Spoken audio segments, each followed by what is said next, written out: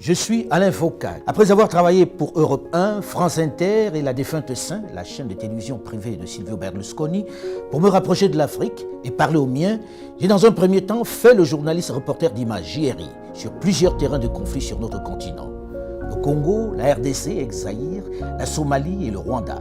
Je suis ensuite entré à RFI où je suis rédacteur en chef adjoint, producteur des magazines Archives d'Afrique, le rendez-vous d'histoire contemporaine de l'Afrique sur l'antenne de RFI depuis bientôt une trentaine d'années, et le débat africain, qui est la tribune d'échange des Africains sur les questions politiques, économiques, sociales et culturelles. Cadre dans lequel je reçois depuis bientôt une dizaine d'années tous les profils allant des chefs d'État aux ouvriers, aux artisans, en passant par les chefs d'entreprise. Je suis également le directeur général de Phoenix Productions qui s'est spécialisé dans la production de documentaires liés à l'Afrique. Question de rompre un peu avec cette fatalité qui veut que depuis la nuit des temps, l'histoire de la chasse soit toujours racontée du point de vue du chasseur. Une dictature de la pensée qui a installé durablement chez nous, Africains, des complexes profonds, puisque nous ne nous voyons qu'à travers le regard de l'ancien maître. Ainsi, avec la littérature de Tarzan par exemple, nous avons accepté l'idée d'un blanc roi de notre jungle, qui était d'ailleurs le seul à parler le langage des animaux.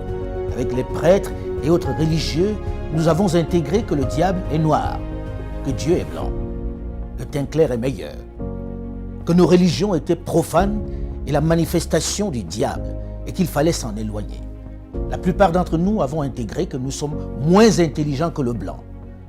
Nos sœurs et nos mamans ont intégré le fait que les perruques, les moumoutes, longues et blanches, étaient plus beaux que leurs cheveux naturels. Il est venu le moment de sortir de cet obscurantisme. Il est venu le moment pour une jeunesse désormais bien formée et ouverte sur le monde, d'élaborer le narratif des Africains, de raconter notre histoire, de magnifier nos valeurs, de vulgariser notre savoir, notre conception de la vie. Bref, de récupérer la parole qui nous a été arrachée et de parler de nous, sans complexe, avec fierté. C'est pourquoi j'encourage les jeunes à produire autant qu'ils le peuvent, que ce soit dans la littérature, la culture ou dans le domaine de l'audiovisuel. Les programmes sur nos médias doivent ressembler à nous. Ils doivent refléter nos réalités. Nos feuilletons, nos films, nos jeux doivent ressembler à nous. Fini le mimétisme.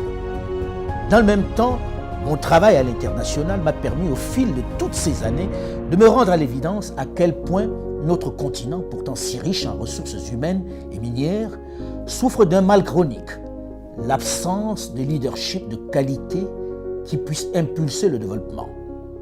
Pendant longtemps, les diplômés, les cadres se sont trop contentés de gagner leur vie dans de grosses structures, abandonnant trop souvent à des aventuriers, des voyous de tout poil la gestion de notre bien commun. Des politiques sans vergogne qui se sont enrichis, plongeant nos pays dans l'abîme et le chaos.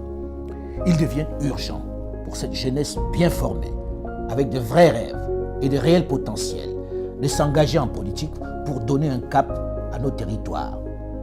C'est eux qui doivent mettre un terme à cette pandémie qui fait plus de victimes que le paludisme, Ebola et le Covid-19.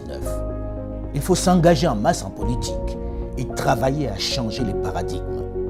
Il faut arrêter de laisser cette activité à des vieux essentiellement mus par la volonté de se maintenir aux affaires alors qu'ils n'ont aucun projet pour leur pays, alors que leur avenir est derrière eux. Une chose est certaine, et c'est triste de le dire, ma génération et celle de mes aînés ont échoué à développer l'Afrique. Mais vous, les plus jeunes, aurez moins d'excuses puisque vous avez les armes pour renverser la vapeur. La balle est dans votre camp.